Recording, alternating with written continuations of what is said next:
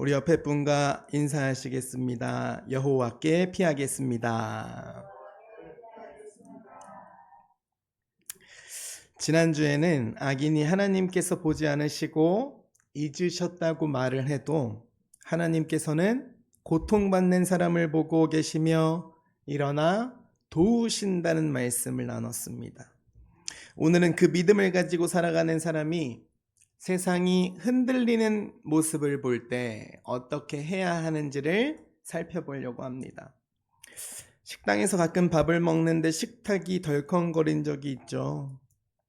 국을 한 숟가락 뜨려고 하는데 식탁이 흔들리고 누가 팔만 올려놓아도 반찬 그릇이 움직입니다. 그러면 종이 같은 것을 접어서 식탁 다리 밑에 끼워주죠. 그 작은 종이 한 장을 끼웠는데 그 흔들리던 식탁이 흔들리지 않게 됩니다. 식탁 위에 놓인 음식도 이제는 마음 편하게 먹을 수 있습니다. 식탁 하나도 받쳐주는 다리가 바로 서 있어야 흔들리지 않습니다. 사람이 함께 살아가는 이 세상도 마찬가지예요. 서로 지켜야 할 약속과 기준이라는 것이 사람 사는 세상을 받쳐줍니다. 잘못한 사람은 책임을 지고 억울한 사람은 보호를 받고 바르게 살아가는 사람이 존중받아야 마음을 놓고 살아갈 수 있는 세상이 된다는 것입니다. 그런데 이런 것들이 무너지면 정직하게 살아가는 사람이 오히려 어려움을 당하기 시작합니다. 그때 우리의 마음도 같이 흔들려요. 나만 이렇게 살아서 무엇하나. 나도 다른 사람들처럼 살아야 하나. 바깥에서 일어나는 일 때문에 내가 붙들고 살아온 믿음과 삶의 기준까지 흔들려 버리는 겁니다. 오늘 본문은 바로 그런 때를 살아가는 믿는 사람에게 길을 보여줍니다. 우리가 사는 이 세상은 엄청나게 빠르게 급변하고 있습니다. 엄청나게 흔들려요. 이 세상이 막 흔들릴 때 우리는 어디로 가야 할까요? 그리고 어떤 삶을 살아야 할까요? 오늘 말씀의 제목은 내가 여호와께 피하였거늘입니다. 터가 무너질 때, 우리의 자리가 무너질 때 우리는 어디로 피하고 어떻게 살아야 할까요? 첫 번째, 터가 무너질 때 여호와께 피해야 합니다. 1절에 보면 내가 여호와께 피하였거늘 이라고 고백합니다. 이 다윗의 곁에 있던 사람들은 다윗에게 산으로 도망가라고 합니다. 무엇같이 산으로 도망가래요? 새같이 너의 산으로 도망하라. 사냥꾼의 화살을 피해서 산으로 날아가는 새처럼 더 늦기 전에 빨리 몸을 피하라는 말입니다. 왜 이런 말을 했을까요? 왜? 악인이 이미 활을 당기고 화살을 시위에 걸었기 때문입니다. 자신은 어둠 속에 숨어서 마음이 바른 사람을 겨누고 있었어요. 어디에서 화살이 날아올지 알 수 없습니다. 누가 공격하는지 찾아내기도 어렵습니다. 의인을 보호해 주어야 할 모든 질서들까지 흔들리고 있었습니다. 그래서 3절에서 그들이 이렇게 이야기합니다. 터가 무너지면 의인이 무엇을 하랴. 이제 의인이 할 수 있는 것이 없다는 것입니다. 이곳에 남아 있으면 너무나 위험하니 산으로 피하는 길밖에 없다고 판단했습니다.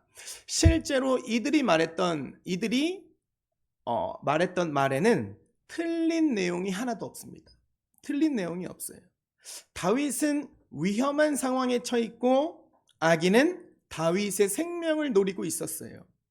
그런데 다윗의 첫 마디가 뭐였죠, 여러분? 내가 여호와께 피하였거늘.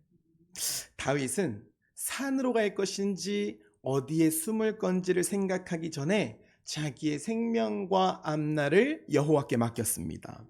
여호와께 피한다는 것은 하나님께 내 모든 상황을 말씀드리고 그분의 손에 나의 모든 삶을 맡긴다는 뜻입니다.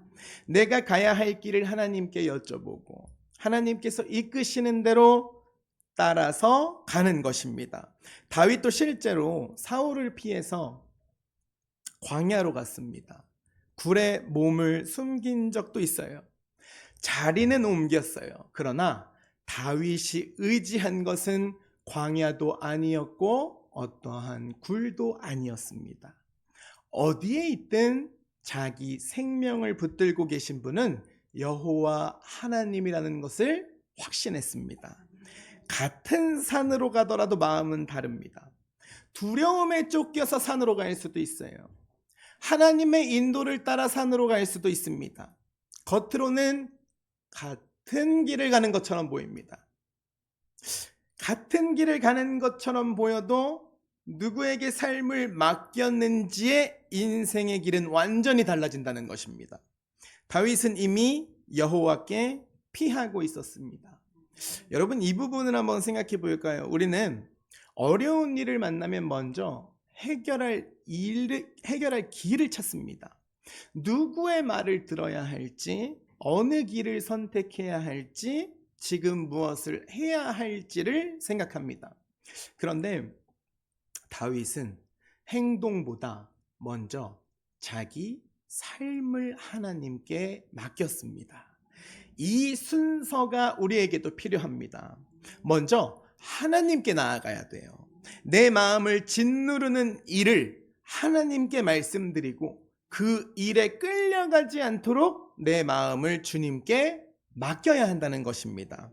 구약 성경에는 병들어 죽게 되었을 때 하나님께 기도해서 생명을 15년 연장받은 히스기야 왕이라는 사람이 나옵니다. 히스기야 왕도 그 당시에 나라의 근본이 흔들리는 일을 겪었어요. 당시 아수르라는 나라가 여러 나라를 무너뜨린 아주 강대국이 있었어요. 아수르 왕 산헤립이라는 사람이 있는데, 이 산헤립이 유다의 성읍들을 점령하고 나서 이제 예루살렘까지 위협하는 상황이 됐습니다. 이때 산헤립이 히스기야 왕에게 편지를 보내요. 편지를 보내는데 뭐라고 보내냐면, 다른 나라의 신들이 자기 나라를 못 지킨 것 같이 너가 믿는 여호와 하나님도 예루살렘을 구하지 못할 거야 라고 조롱하는 편지를 보냅니다.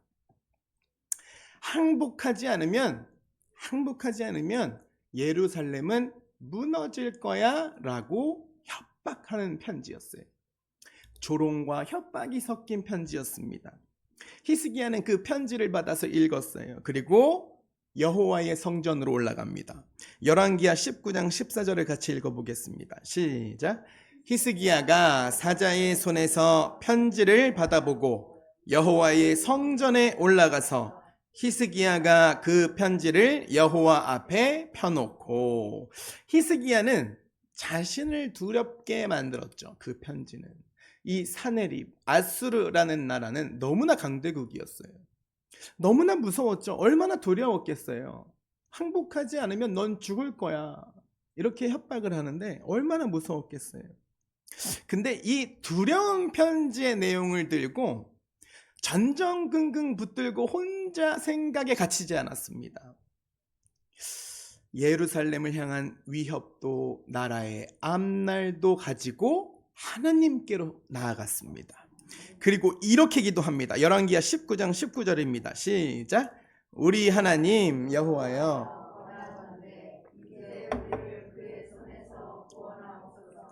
그리하시면 천하 만국이 여호와가 홀로 하나님이신 줄 알리이다 하니라. 아멘. 히스기야는 하나님께서 이 편지 내용을 좀 보셔야 아실 거라고 생각했을까요? 이 글을 좀 읽으셔야, 지금 편지 봉투 안에 있으니까 모르시니까 하나님 좀 이것 좀 봐주세요, 이래서 가지고 간 게 아니죠. 그 편지가 자신의 마음과 앞날을 붙들게 하지 않고 모든 일을 하나님의 손에 올려드린 것입니다. 기도는 내 손에 움켜쥐고 있던 일을 하나님의 손에 옮겨드리는 일입니다. 우리의 마음에도 계속 떠오르는 말이 있을 수 있어요. 누군가에게 들은 말이 마음에 꽉 박혀서 자나깨나 떠오르고 앞으로 무슨 일이 생길지 알 수 없어서 같은 생각을 되풀이할 때가 있습니다. 거의 대부분 그렇게 살고 있습니다. 그런데 그 일을 하나님 앞에 펼쳐놔야 합니다. 하나님, 제가 이런 말을 들었어요. 이 일로 제 마음이 흔들리고 있습니다. 제 삶과 앞날을 주님의 손에 펼쳐드립니다. 제가 걸어야 할 길을 가르쳐 주옵소서. 혼자 마음속에서 결론을 내리지 말고 하나님께 가지고 가야 한다, 이 말입니다. 다윗의 곁에 있던 사람들은 눈앞에 위험을 보면서 이제 할 수 있는 일이 없다라고 말했습니다. 그러나 하나님께 피한 사람에게는 기도할 길이 있습니다. 말씀을 들을 길이 있습니다. 하나님께서 인도하시는 길을 기다리고 따라갈 수 있습니다. 히스기야는 기도한 뒤에 이사야 선지자를 통해서 하나님의 음성을 들었습니다. 네가 아수르 왕 산헤립 때문에 내게 기도하는 것을 내가 들었노라 라고 말씀하십니다. 하나님께서는 아수르의 위협에서 예루살렘을 지켜주셨을까요? 안 지켜주셨을까요? 지켜주셨습니다.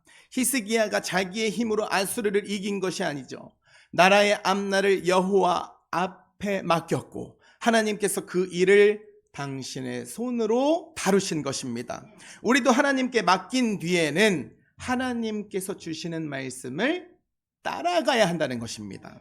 하나님께서 기다리게 하시면 기다리고, 움직이게 하시면 움직이고, 바른 길을 지키게 하시면 그 길을 걸어야 한다는 것입니다.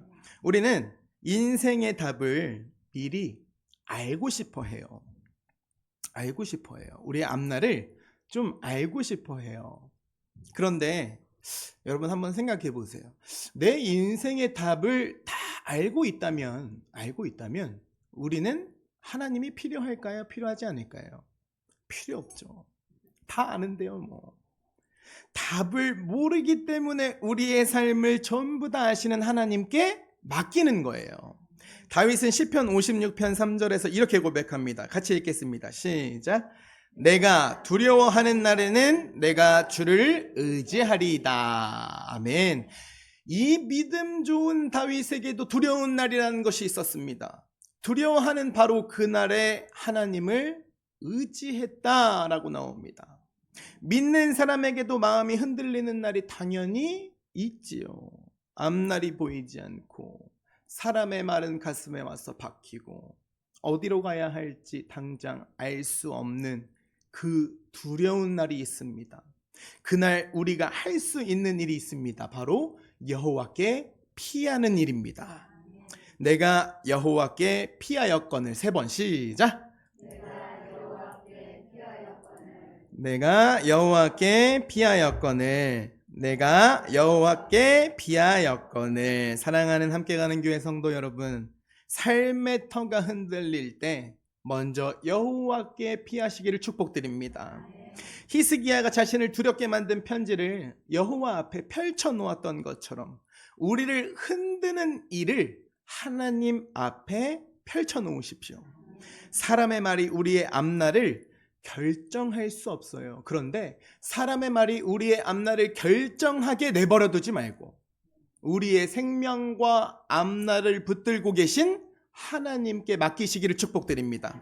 터가 무너질 때마다 여호와께 피하고 하나님의 말씀을 듣고 주님께서 인도하시는 길을 따라가는 저와 여러분이 되시기를 주님의 이름으로 간절히 축복드립니다. 그렇다면 터가 무너질 때 우리는 어떻게 살아야 할까요? 2번째, 하늘 보좌를 바라보며 정직하게 살아야 합니다. 다윗의 곁에 있던 사람들은 무너진 터를 보면서 말했어요. 의인이 무엇을 하랴. 이걸 요즘 말로 말하면 세상이 이렇게 돌아가는데 정직하게 사는 사람이 무슨 수로 버틸 수 있을까라는 소리예요. 다윗은 4절에서 하늘을 바라봅니다. 4절을 같이 읽어볼까요? 시작. 여호와께서는 그의 성전에 계시고 여호와의 보좌는 하늘에 있으며 그의 눈이 그의 안목이 그들을 감찰하시도다. 아멘. 이 말씀이 너무 좋은 것 같아요. 땅의 터는 흔들리고 있지만 여호와께서는 하늘 보좌에 앉아 계신대요.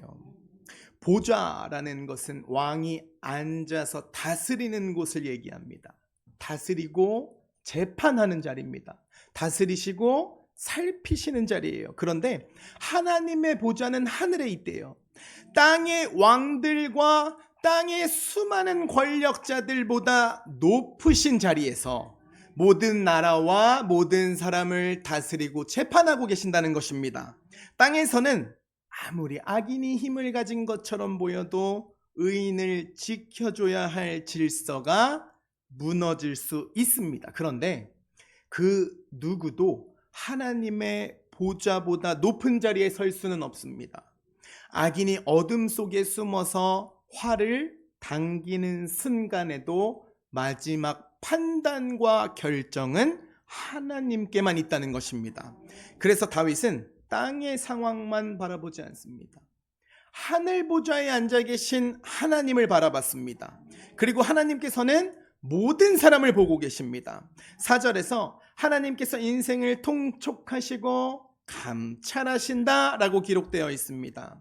통촉하신다라는 것은 사람의 형편과 사람의 중심과 마음을 꿰뚫어 보신다는 거예요. 감찰하신다는 것은 그 사람이 지금 어떠한 생각을 가지고 어떠한 길을 가고 있는지 살피신다는 것입니다.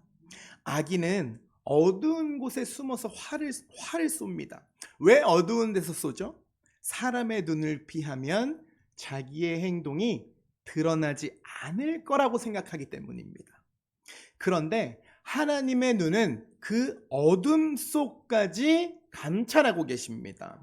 누가 활을 당겼는지 아시고 그 화살이 누구를 향하고 가고 있는지도 아신다는 거예요.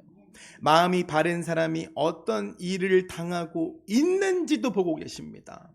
5절입니다. 여호와는 의인을 감찰하시고 악인과 폭력을 좋아하는 자를 마음에 미워하시도다. 하나님께서는 의인이 걸어가는 길도 살피십니다. 사람들이 알아주지 않아도 하나님께서는 보고 계신다는 것입니다.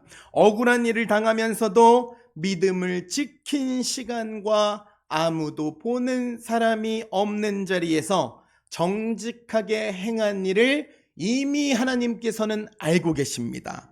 이 말씀이 우리에게 참 위로가 되죠. 세상은 겉으로 드러난 결과만 보고 사람을 판단합니다. 하나님께서는 그 결과가 나오기까지 우리가 어떠한 마음으로 걸어왔는지 그 과정을 전부 다 아신다는 것입니다. 말씀을 따라 살기 위해서 포기한 것이 무엇인지 아세요? 다른 사람을 해치지 않기 위해서 참아낸 시간도 아십니다. 사람에게 설명할 길이 없었던 사정까지 하나님 앞에는 그대로 놓여 있습니다. 여러분, 이 부분을 한번 잘 봐주세요. 하나님께서 보고 계신다는 믿음은 우리의 삶을 바로 세우신다는 거예요. 악인이 어둠 속에서 활을 쏜다고 해도, 아무리 활을 쏜다고 해도 우리도 같은 방법을 사용할 수는 없습니다. 세상의 질서가 흔들린다고 해서 우리 삶의 기준까지 바뀌어서는 안 된다는 것입니다. 왜요? 하나님께서는 의로운 일을 좋아하시는 하나님이시기 때문입니다. 악인이 아무리 힘을 휘둘러도 마지막 판단은 하나님께 있습니다. 다윗은 그 사실을 아주 정확하게 믿었습니다. 6절에는 악인을 향한 하나님의 심판이 기록되어 있습니다. 같이 읽어볼까요? 시작. 악인에게 그물을 던지시리니 불과 유황과 태우는 바람이 그들의 잔의 소득이 되리로다. 아멘. 잔의 소득은 그 사람이 받아야 할 몫을 말합니다. 악인이 자기 힘으로 사람을 해치며 살아도 마지막에는 결국 하나님 앞에서 자기가 행한 일에 대한 판단을 받게 된다는 것입니다. 다윗은 악인에 대한 판단을 자기가 하지 않았습니다. 하나님께 맡겼습니다. 하늘 보좌에 앉아 계신 하나님께서 모든 일을 바르게 판단하실 것을 믿었기 때문입니다. 그래서 다윗은 하나님 앞에서 정직한 길을 지킬 수 있었습니다. 제가 재밌는 얘기를 또 하나 해드려야 되겠네. 제가 며칠 전에 모르는 번호로 계속 전화가 오는 거예요. 그래서 받을까 말까 하다가 받았어요. 그랬더니 함께 가는 교회 담임 목사님이세요? 이러더라고요. 그래서 네 맞아요. 이렇게 얘기를 했더니 유튜브를 보고 너무 은혜를 받았대요. 그래서 드디어 이제 시작하시는구나. 여러분 그렇게 웃으시면 안 되는데 우리는 제가 생각을 해봤는데 여러분과 저는 로또 같아요. 약간 맞는 게 없어요. 근데 이제 맞아가겠죠. 1등으로 보는데 전화를 딱 왔는데 이제 설레이기 시작하는 거야. 됐다 이제 100명부터 시작하시려나. 그리고 딱 받았는데 마지막에 결론은 그거였습니다. 돈 좀 주세요. 근데 전화가 이틀에 걸쳐서 한 30번을 왔어요. 그래서 저랑 이제 딜을 하더라고요. 돈 금액에 대해서. 제가 줬을까요? 안 줬을까요? 못 줬어요. 돈이 없어서. 잔고에 880원이 있어서 못 줬어요. 근데 있었어도 안 줬을 거예요. 있었어도 안 줬을 거예요. 만약에 그분이, 저는 그랬어요. 그래서 저희 교회를 나오세요. 나와서 예배를 드리세요. 그 다음에 저랑 얘기를 하세요. 그랬더니 그분은 저는 조현병이고 저희 어머니는 무슨 병이고 그래서 제가 기도는 해드릴 수 있습니다. 돈은 드리지 못하겠습니다. 그랬더니 뚝 끊어버리더라고요. 어쨌든 다윗은 악인에 대한 판단을 하나님께 맡겼습니다. 7절을 한번 같이 읽어보겠습니다. 시작. 여호와는 의로우사 의로운 일을 좋아하시나니 정직한 자는 그의 얼굴을 배우리로다. 아멘. 여호와께서는 의로우신 분입니다. 하나님께서는 악을 선하다고 말씀하지 않으시고 선을 악하다고 판단하지 않으세요. 모든 일을 바르게 공의로 판단하시며 의로운 일을 기뻐하십니다. 그래서 정직한 자는 하나님의 무엇을 본대요? 얼굴을 뵙게 된대요. 성경에서 하나님의 얼굴을 뵙는다는 것은 하나님께서 그 사람을 받아주시고 그 사람에게 은혜를 베풀어 주신다는 뜻입니다. 정직한 사람은 완벽한 사람이 아니에요. 정직한 사람은 완벽한 사람이 아닙니다.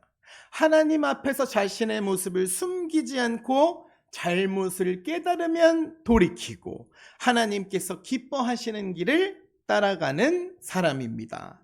세상이 어떤 방법으로 살아가고 흘러가든 하나님 앞에서 바른 길을 선택하는 사람이 바로 정직한 사람입니다.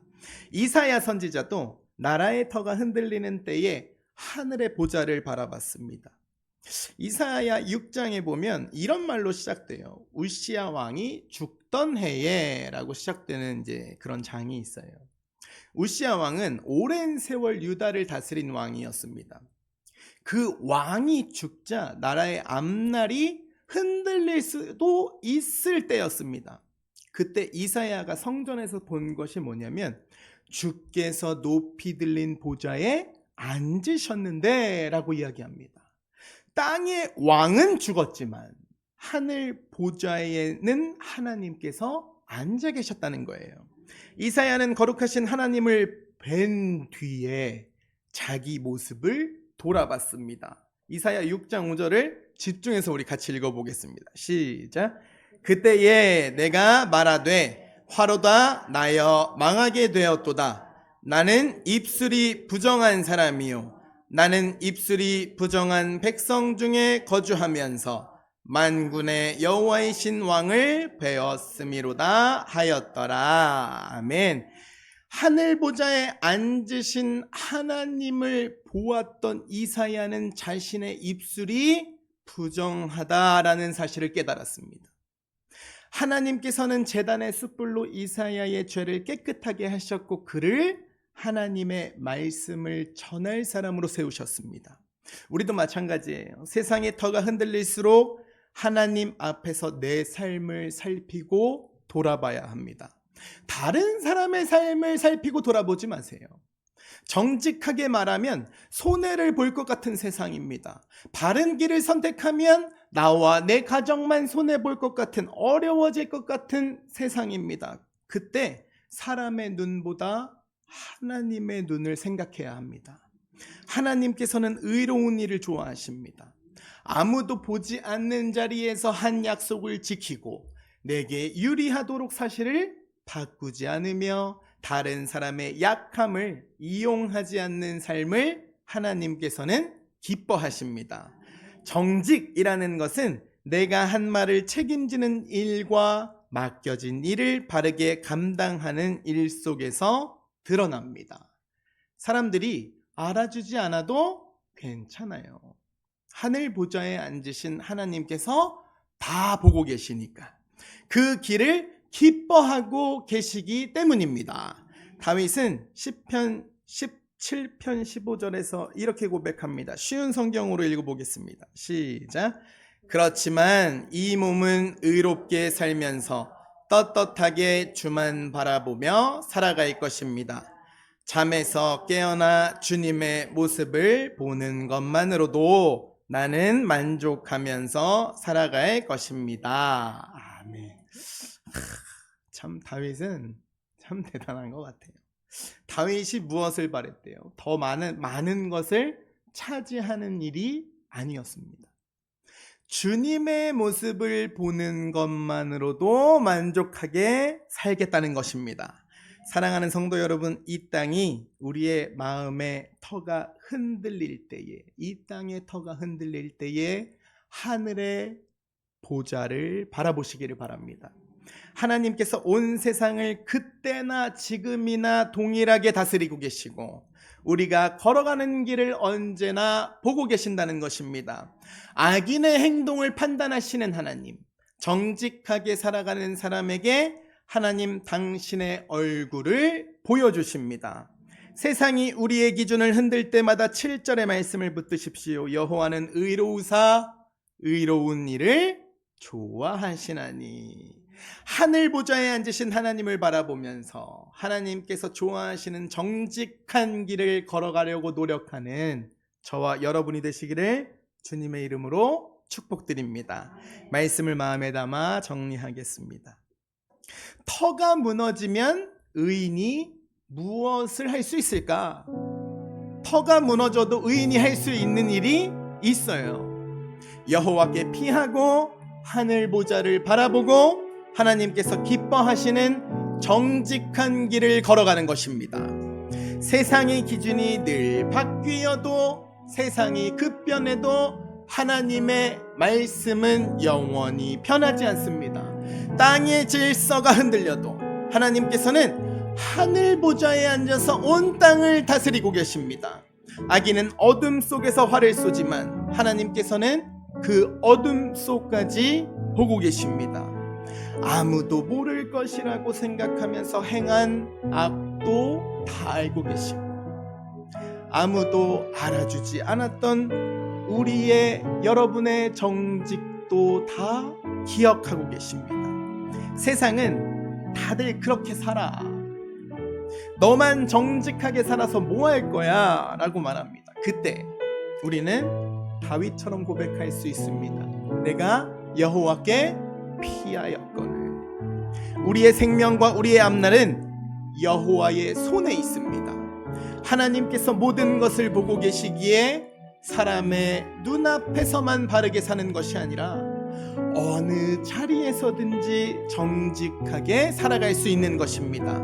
억울한 일을 만날 때에도 악인의 방법을 따르지 않고 하나님께서 기뻐하시는 길을 지킬 수 있어요. 그리고 그 길의 마지막에는 하나님의 얼굴이 있습니다.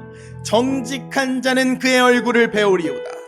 사랑하는 형제자매 여러분, 괴로운 날에도 우리의 소망은 주님의 얼굴을 뵙는 것입니다. 하나님께서는 믿음을 지키며 걸어온 모든 시간을 알고 계시고 우리의 눈물을 닦아주시고 마침내 자신의 영광 가운데에 우리를 받아주실 것입니다.